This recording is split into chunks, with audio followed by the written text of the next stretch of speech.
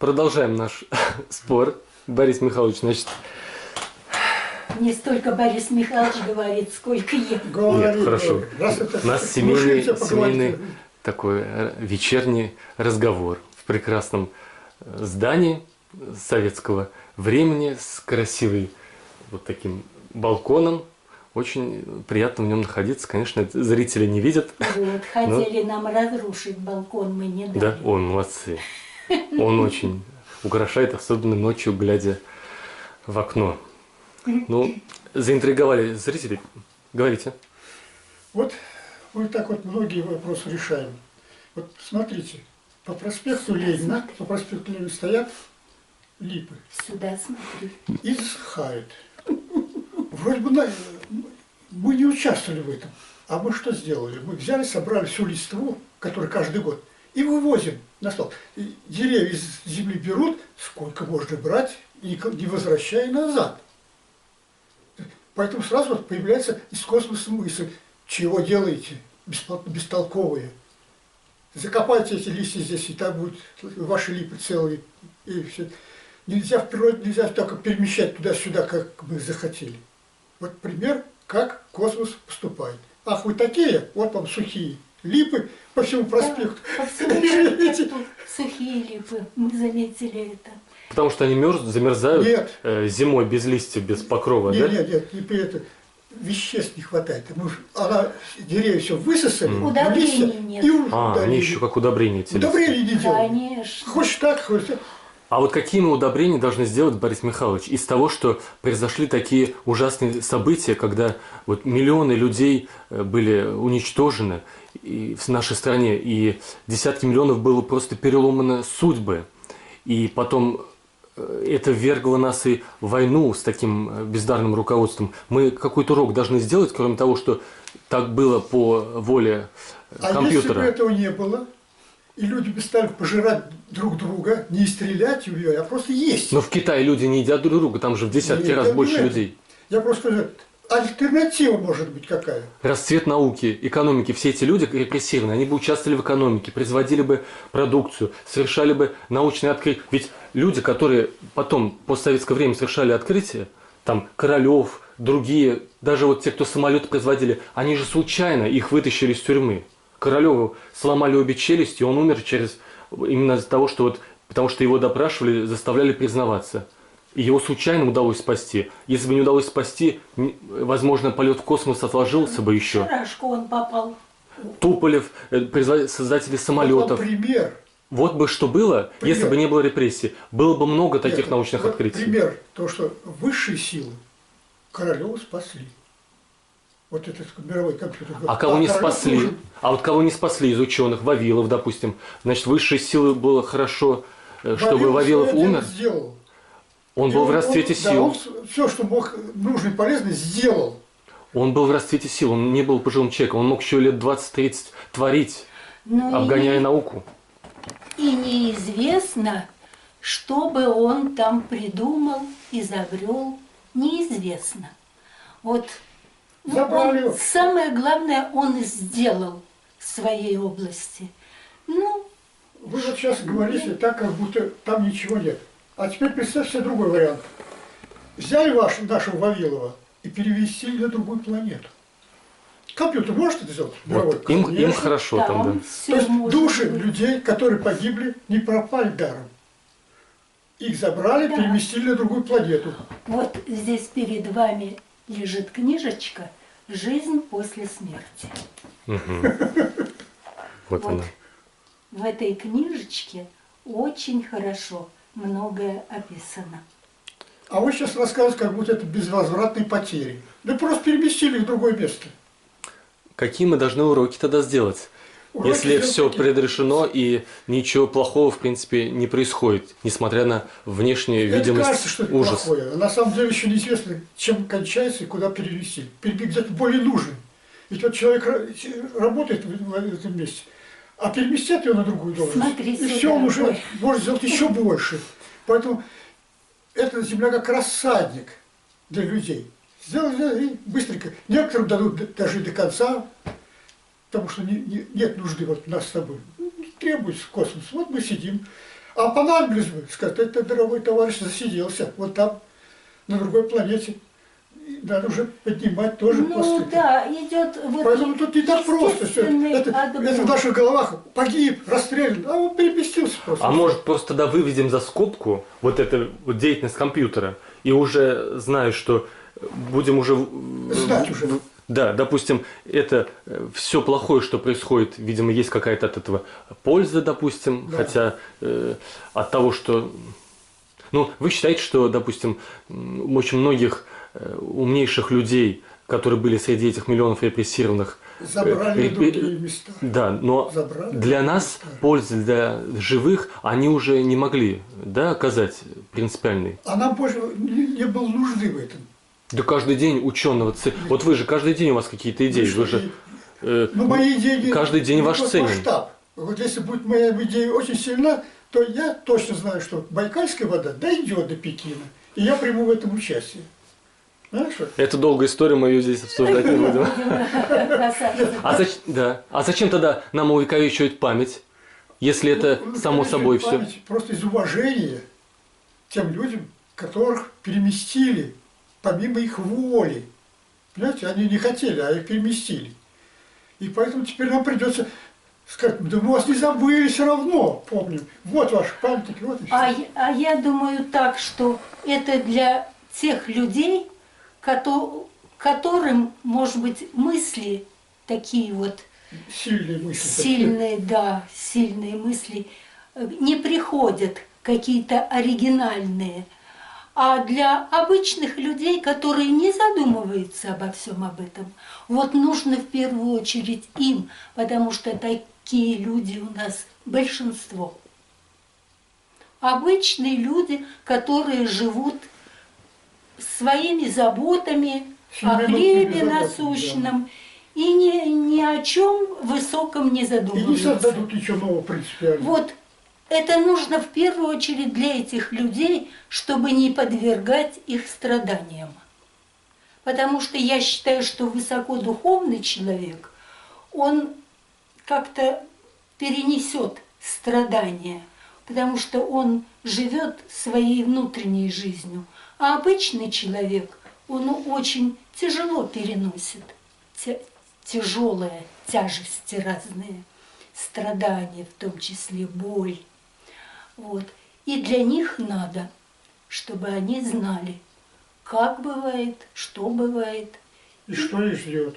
что может быть. Мгм. То есть Я думаю, не так все просто в жизни.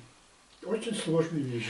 Вот вы сами говорите, что умные люди, их не так много, выдающихся. Вот мы же изучаем историю, так, там и мы знаем всех выдающихся людей. И еще Бог знает, с каких времен. И Ломоносова мы знаем, и Ландау мы знаем, допустим, и того же Королева. Кстати, Королев из Житомира, мой земляк. Ну все, как совпало все. Да, вот. И масса таких людей, выдающихся. Благодаря им мы шагаем, прогрессируем. Но их немного. Их надо беречь.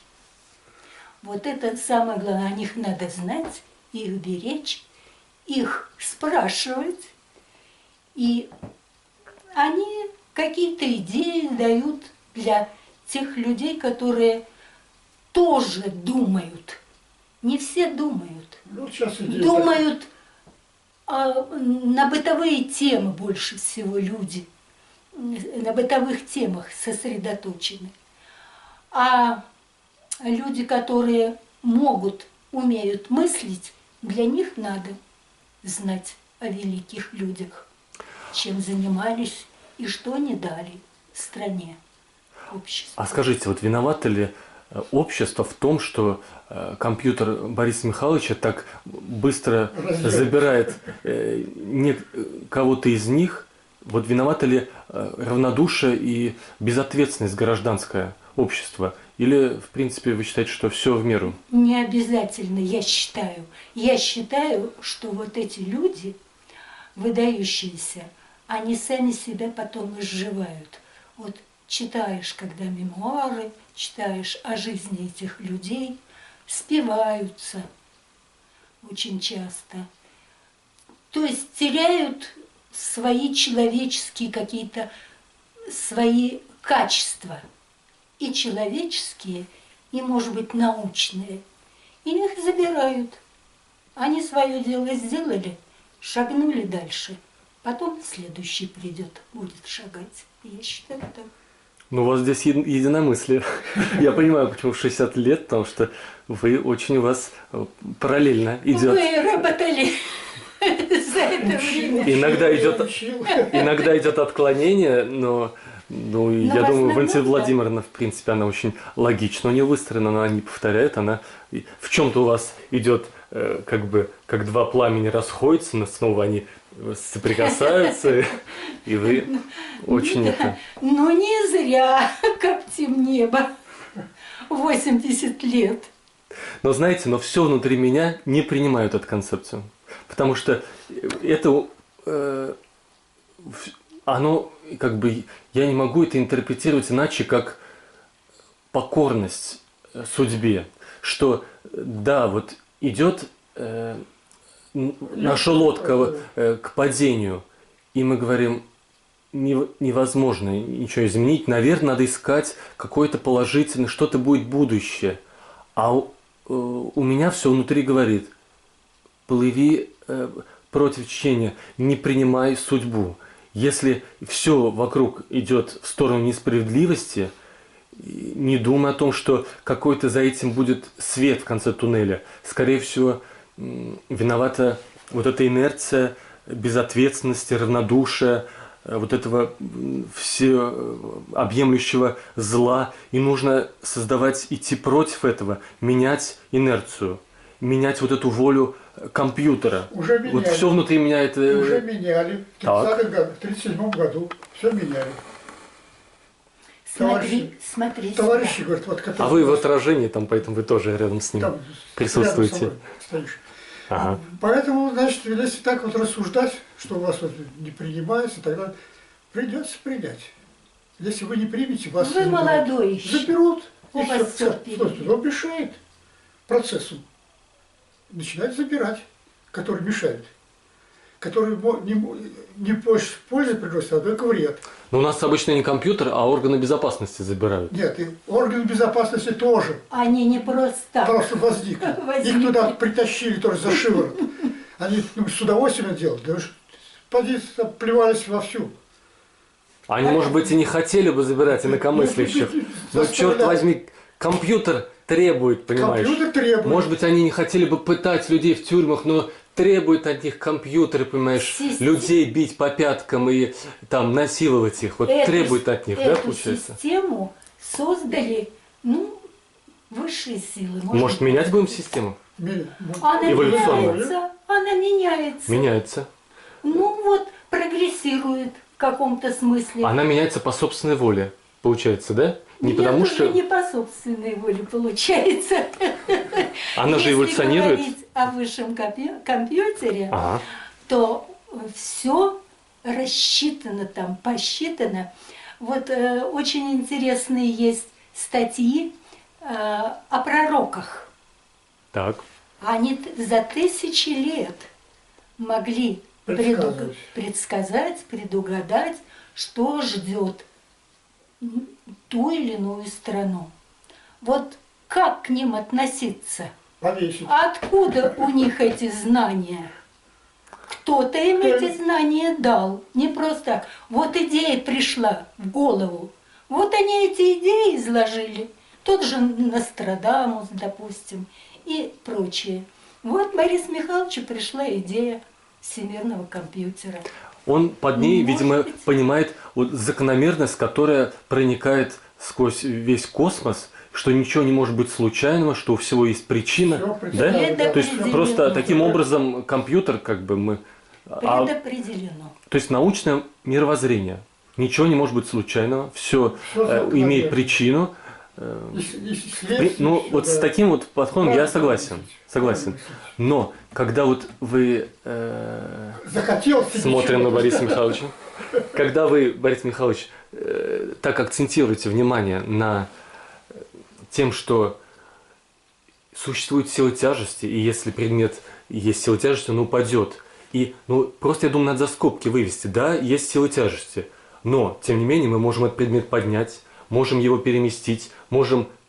И вот когда очень часто говорит, но все равно, естественно, важнее силы тяжести, то мы, может, вот менее значимые вещи, мы их как бы затемняем вот этой огромной силой всемирного тяготения. Может, просто выведем за скобки, да, существуют законы физики, да, у всего есть причина, а дальше уже мы говорим, это все само собой разумеется, выводим за скобки, а дальше уже жизнь наших судеб, людей, которые очень слабы по сравнению с космическими силами. И уже тут мы уже обращаем внимание на эти мелочи. И уже вот этим огромным плитой, что существует...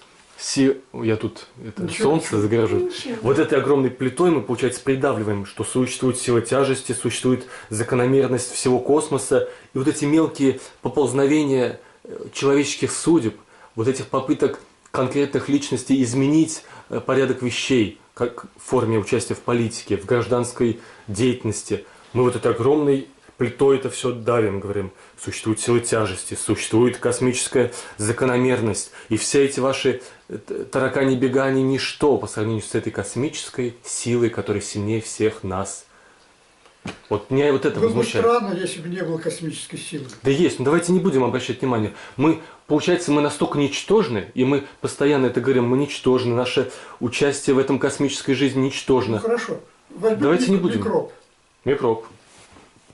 И сравним его с собой. А возьмем гены. Гены потом, подожди. Микроб.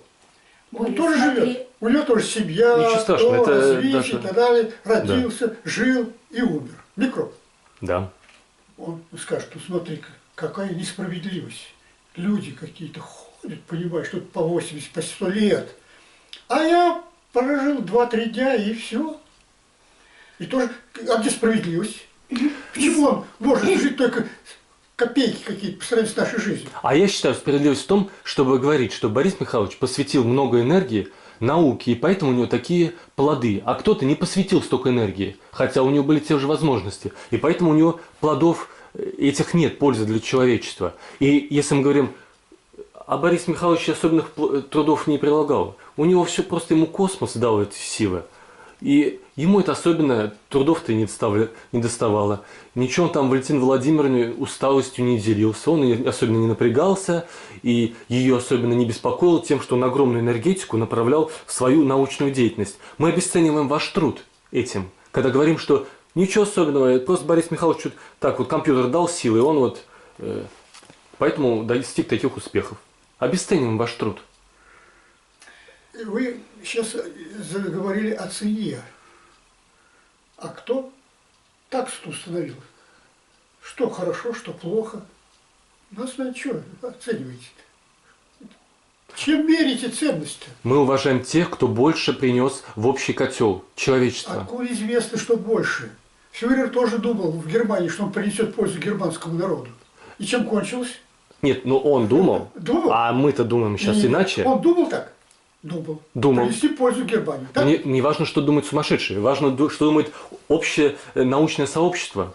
В вопросе, как управлять государством, как относиться к обществу, можно ли миллионы людей расстреливать, можно по национальному признаку уничтожать людей. Научное сообщество сейчас приняло, что это плохо. Вот мерило, наука. И ваши плоды, ваши усилия, они дали плоды. А кто не сделал таких усилий, как вы, кто вместе с вами учился вместе, кто вместе с вами работал, не достиг таких успехов в науке. Вот можно сравнивать. Значит, вы лучше, вас нужно больше уважать. И молодежь будет смотреть, я хочу быть таким, как Борис Михайлович, что мне для этого надо делать? Надо трудиться, как он. Надо вот столько энергии вкладывать в науку. Надо столько свободного времени. Вот мерило, все сопоставимо. Представьте себе, что этот человек хромой. У него нога больная. Сколько хромых, замечательных ученых. Да. И голова не на том месте пришита. И что же ему делать? Голова другая. Не у всех есть возможности. Не у всех. Не у всех. А отсюда вывод. Все, что случается, по разные возможности. мозги. Только по возможности. Но это нечестно. Очень сильный контраст. Давайте, у кого есть параметры такие же, как вы. у кого голова пришита на нужном месте, значит, замечательная спортивная форма, и ваш ровесник, такое же образование, как у вас, и вот пошли две молнии в одном направлении.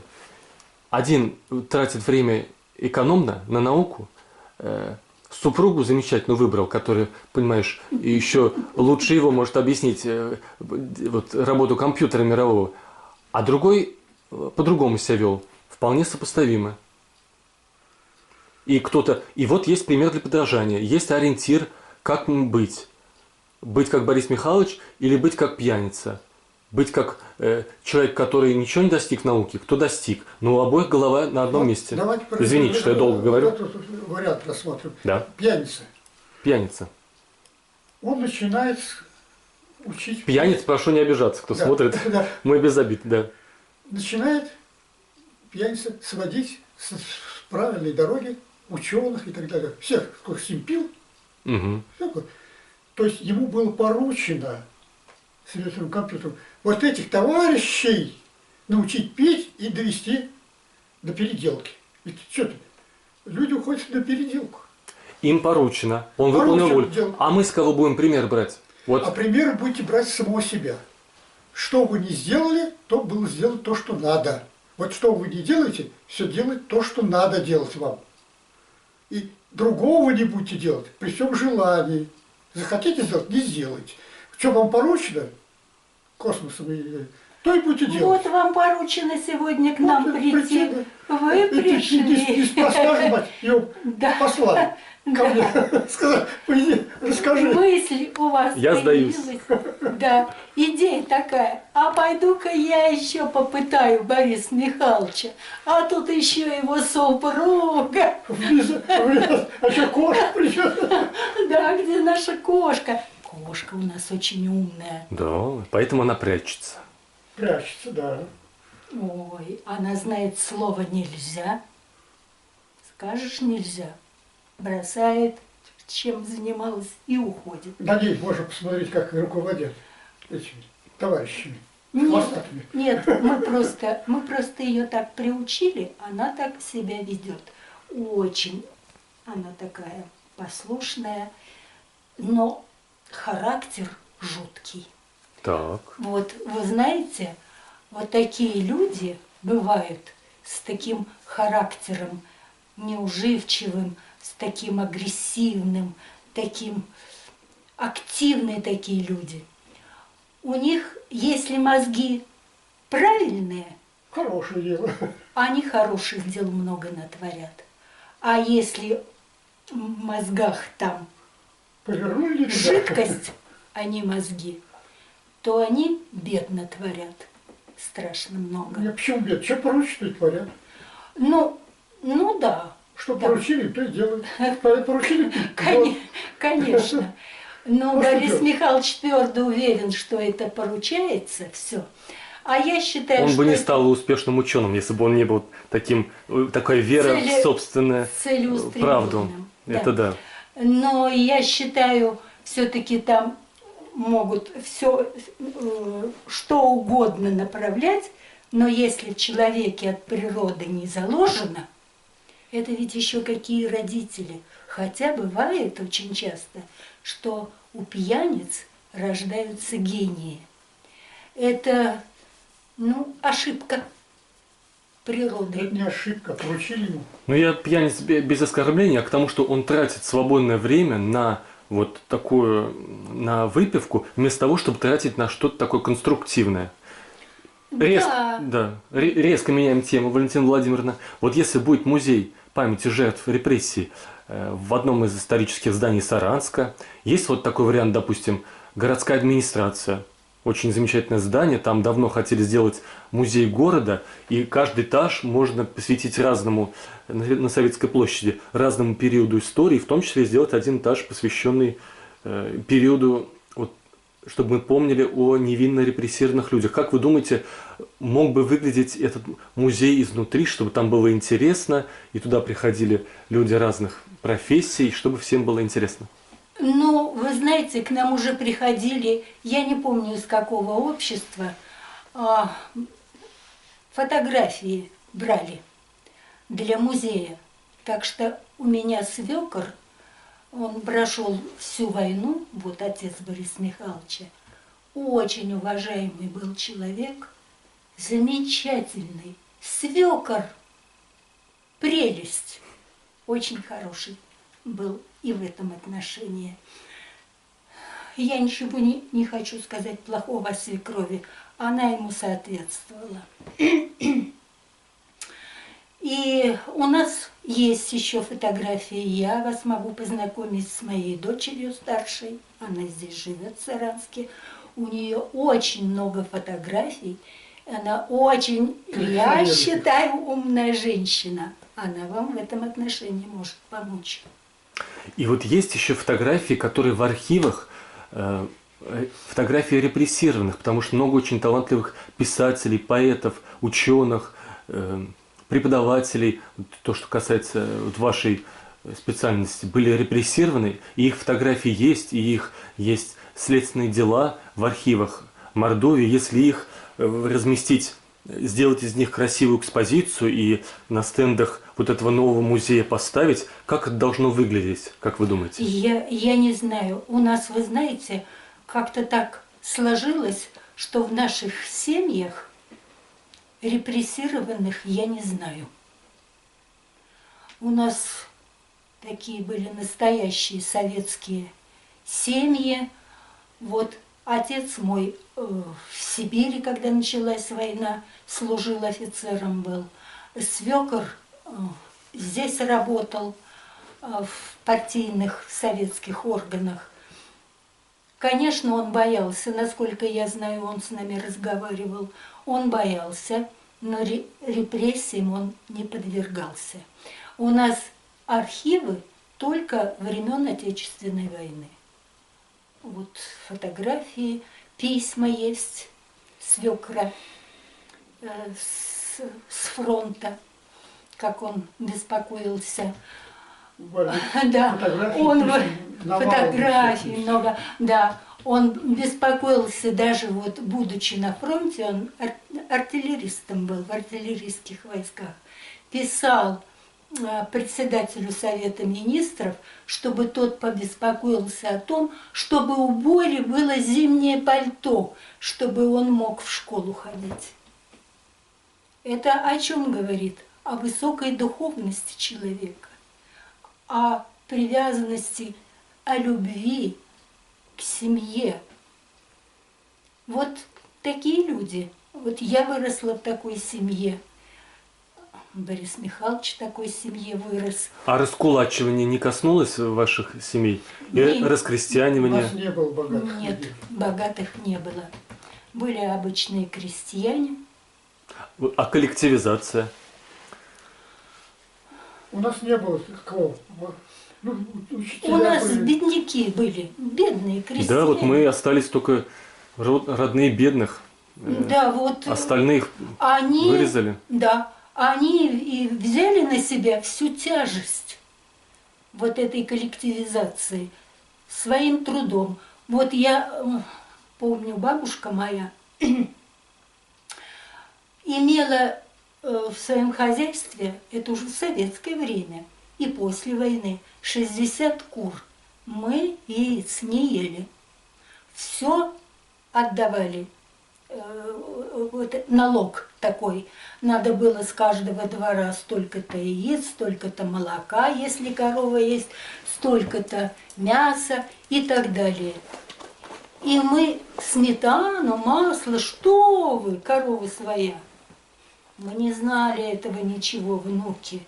Все государству, все в города. Вот. А бабушка в борщ наливала чуть-чуть в тарелочку молочка нам. Вот таким вместо сметаны. Вот это было уже после войны. Так что крестьяне, вот наши предки, они трудились крестьянами и до революции были бедными. И после войны даже были бедными. И, может быть, поэтому нас репрессии и не Никто коснулись. не писал на нас ничего. Валентина Владимировна, хочу успеть вас еще раз представить, вашу семью, чтобы кончается видеосъемка, что я имел честь сегодня вот брать интервью у семьи Люпаевых. Борис Михайлович и Валентина Владимировна. Борис Михайлович – доктор технических наук, профессор кафедры зданий, сооружений и автодорог Мордовского университета, и который вошел в нашу инициативную группу. Будем считать всей семьей. А на прощание я покажу все-таки балкон, который красивейший. Ну, пойдемте.